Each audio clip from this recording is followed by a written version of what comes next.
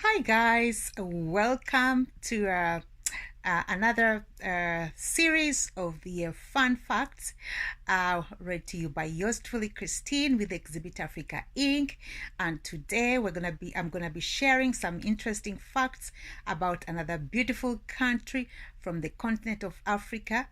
And the country we're gonna be talking about today is Cape Verde. So I hope you're ready. I hope you're comfortable. Let's roll. Okay, the Portuguese explorer Diaz, or also known as Denis Fernandes, discovered in 1945 a peninsula along the coast of Senegal that he named Cape Verde. Diaz named it Capo Verde, verde being Portuguese for green, a reference to the vegetation in the area. Diaz did not discover the Cape Verde Islands, but rather the actual Cape. All right, moving on. The peninsula is in the westmost point of the African continent. Let's dive into some history about Cape Verde. The first Europeans to arrive in Cape Verde were the Portuguese Diego Gomes and Antonio da Noli in 1460. The islands were uninhabited and the first settlement was founded in 1462 on the island of Santiago, the main island, which was divided into two capitals, Alcatraz and Libela Grande. The first one failed, and the main activity in Liberia Grande was the exploitation of cotton farms. Liberia Grande served also as a slave trade post and a post for slave Christianization before they were sent into the New World. The city suffered several pirate raids, and for this reason, in 1712, after a French attack, the authorities were forced to move the capital to Praia, where it was located until now. Cape Verde had the status of Portuguese colony until 1951, when Portugal changed its status to overseas province, and in 1961, Portugal gave full citizenship to all Cape Verdeans. Wow, interesting. Cape Verde has been independent of Portugal since the 5th of July 1975. The fight for independence was led by the African Party for the Independence of Guinea and Cape Verde, and headed by Amilcar Cabral, the national hero of both countries, Cape Verde and Guinea-Bissau. Now, bear with me. Most of these names are in Spanish, and I'm not familiar with the language, so bear with me if I don't spell the name, if I don't pronounce them right. Okay, let's dig into the geography of Cape Verde.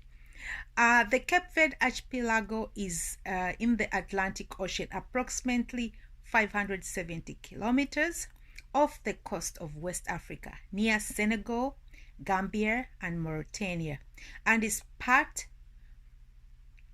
apart together with the Azores, Madeira, Savage Islands, and the Canary Islands of the Macaronesia ecological region. It lies between the latitudes 14 degrees north and 18 degrees north, and the longitudes of 22 degrees west and 26 west. Okay, so moving on. The country is an archipelago with a total area of 4,033 kilometers. It is formed by 10 islands, 9 inhabited, and several very small islands known as islets, divided into two groups arranged according to the prevailing wind direction. In the north, we got the islands of the Barlavento from west to east, whereas and those are comprised of 6 islands, and in the south we have the islands of Sotovento, which comprises of 4 islands, namely Mayo, Santiago, Fogo, and Brava. The largest islands are to the southeast, Santiago, where lies Praia, the capital and largest city of the country. The island of Santo Antoro in the extreme northwest. Praia is also the main population center for the archipelago, followed by Mendola on the island of São Vicente. Okay, moving on, the climate. The sun shines 360 days a year and temperatures range from 21 to 29 degrees centigrade. Wow. Cape Verde Islands only have 2 seasons.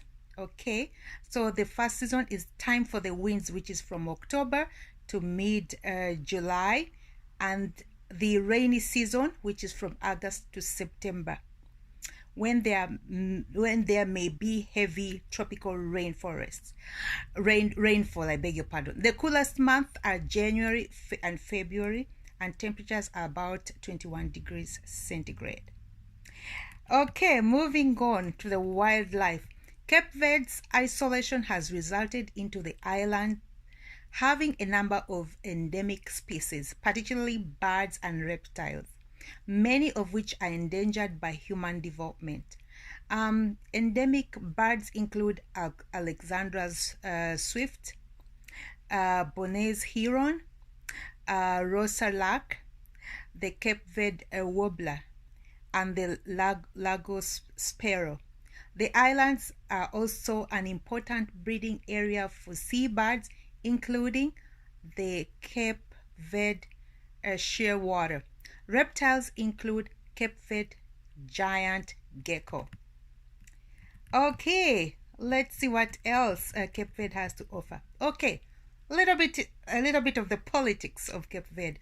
Cape Verde is a representative. Cape Verde is a representative parliamentary republic.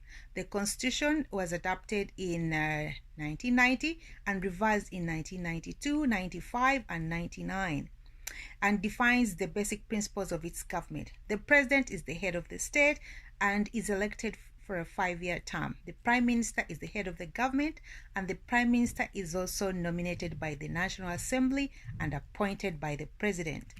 Moving on to the economy. The economic resources of Cape Verde are largely dependent on agriculture and fishing, and agriculture frequently suffers due to the effects of droughts. The most important crops are coffee, banana, sugar cane, tropical fruits, corn, beans, sweet potato, and cassava. The industrial sector is incipient but is based on the production of spirits from sugarcane, clothing, footwear, paints, varnishes, tourism, fishing, and canned fish. Banana, canned fish, frozen fish, lobster, salt, clothes are the main exports. The national currency is the Cape Verdean escudo. Remittances from immigration are another important source of resources for the state of Cape Verde.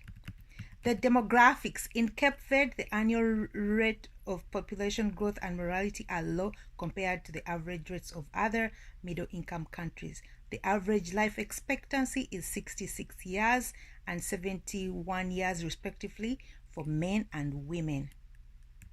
Wow. There's an estimated additional 1 million Cape Verdeans living abroad, mainly in the United States, Western Europe, Africa. Cape Verde has the youngest population with an average of 23 years.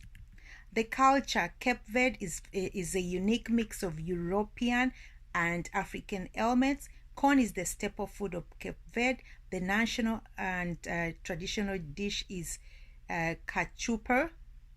Is cachupa. Please correct me if I didn't get the pronunciation right. Which is a stew of dried corn, dried maize kernels, beans, and whatever meat or vegetables that may be available. Other common foods include rice, beans, fish, potatoes, and manioc. Wow. Okay, moving on.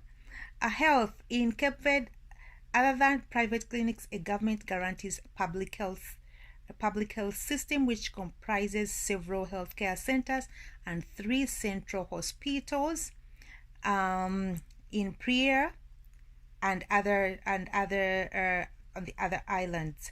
Okay, the cost of public health is supported by the government, but users may pay a fee which varies in accordance with the capacity of the user to afford it. Education. After independence, the different governments of Cape Verde invest massively in education and illiteracy, which was reduced drastically. Today, almost 100% of school-age children attend school. Attendance to primary schooling, which comprises of 6 years, is compulsory and free for any charge. Education is guaranteed by a network of public schools that span from nursery school to university. There are also several private schools in the levels of education. Okay, let's see if there could be any other fun facts here that I can share with you. But for the most part,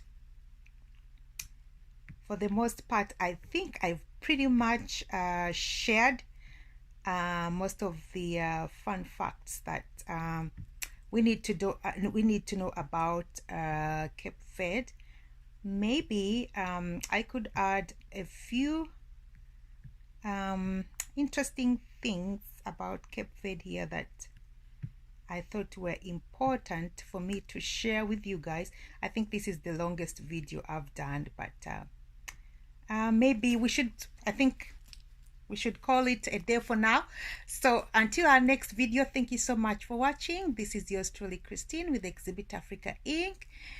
Please stay tuned for our next post as I share some more interesting facts for a different from a different country on the beautiful continent of Africa. Ciao for now.